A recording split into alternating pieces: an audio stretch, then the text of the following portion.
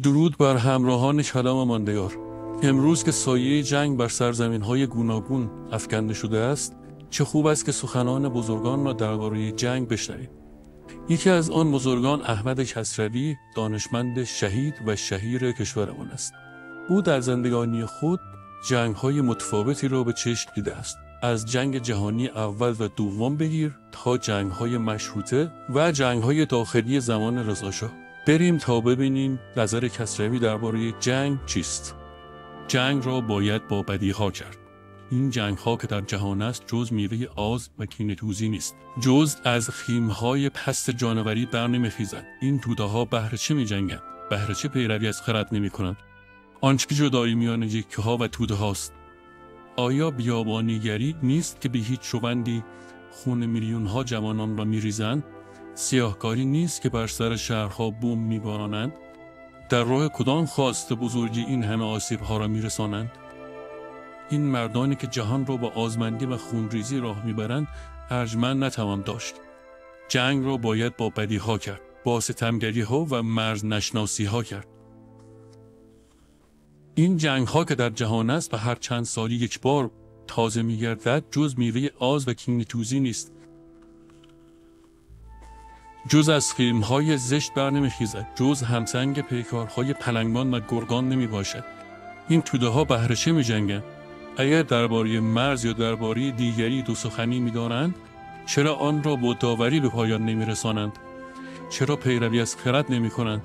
آیا چه جدایی میان یکه‌ها و توده‌هاست؟ بهر چیست که یکه‌ها باید دو سخنی‌های خود را با داوری به پایان رسانند، ولی توده‌ها به زور آزمایی برخیزند و دست به توپ و تفنگ یازند؟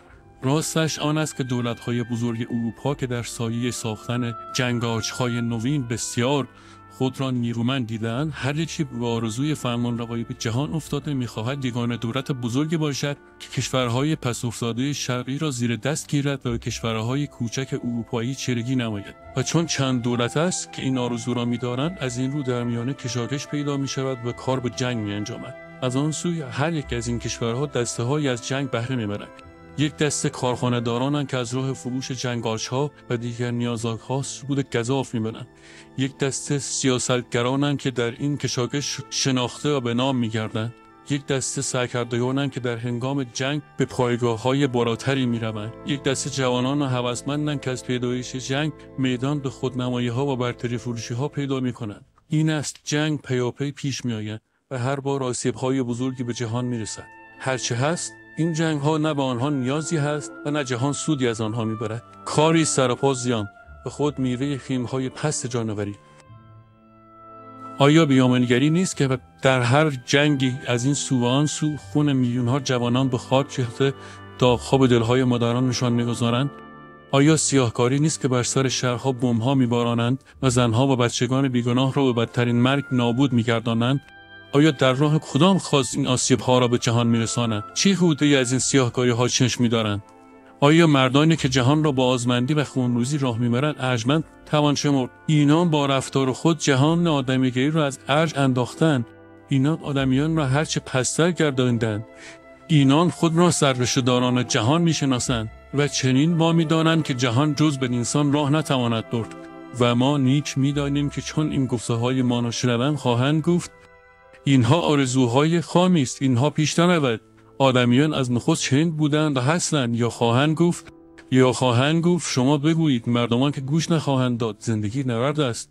چون میخواهند دست از آرزوها و هوسهای خود بر ندارند چنین بهانه خواهند آورد. اینان از آن کسانی که برای سیاهکاری‌های خود فلسفه از بر کردند. اینان نمیخواهند خرسندی و آسایش جهان را به دیده گیرند. نمیخواهند پیروی از خرد کنند. نمیخواهند خوشنودی خدا را جویند. اینان میخواهند با هوسبازی‌های خود همیشه جهانیان را گرفتار دارند.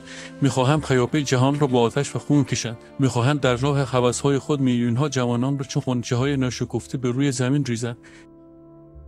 اینان آنانند که پیمان می‌بندند برای آنچه هر زمان خواستند بشکنند. آنانند که دروغ میگویند و دغل میکنند و اینها را بد نمیدانند.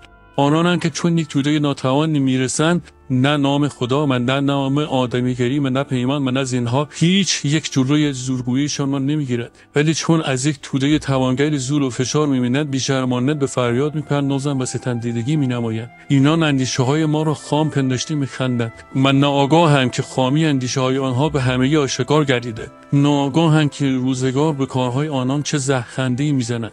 میگویند اینها پیش نرود. میگویم چرا نرود؟ دلیلش چیست؟ شما هر یکی در نوبت خود هوسبازی را به کنار گذارید و هر آینه پیش خواهد رفت.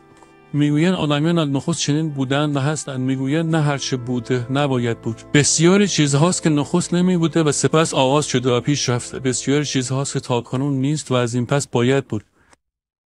در جهان یک روزی بوده که داوری در میانه نمی بوده و یکی چون از کسی زور می‌دیده و به ستم می‌کشیده میبایستی این نیز به زور آزمایی برخیزد و خود داد خواهد. لیکن سپس کسانی به پیروی از خرد دادگاه و داوری پدید آوردند. اکنون اگر کسی خود داد خواهد و به زور آزمایی برخیزد همگی او را دوجرگاه و بیابانی خوانند. میگویند زندگانی نورد است. میگویم چه خوشبهانی به دستتان افتاده. لیکن بدانید این سخن بی‌پاسنا و بی‌پایه آن را نیک دانستی. آری تمام زندگانی را با نبرد و سر برد، ولی یک زندگانی جانوری باشد. آن باشد که امروز هست و شهرها ویرانه می‌گردد و میلیون‌ها مردان قربانی آز و هوس چند تنی می‌شوند. اگر خواستتان این است که زندگانی جز با نبرد نتواند بود، بسیار دورید و ما پاسخ چنین پنداری را باها دادیم. جنگ را باید با بدیها کرد، با ستمگری‌ها و مرزنشناسی‌ها کرد. مردمان به جای آنکه به خیره با هم جنگند باید دست به هم دهند و نیروی خود را یکی گردانند و با دشمن همگانی خود که بدیهاست بجنگند. باید بکوشند و جهان را از هر گونه بدیها، از جانوران گزا و از آزارها و از بیماریها و از دغلها و نیرنگها بپیرایند. خواستشان این باشد و در این راه بکوشند و تا توانند پیش شوند.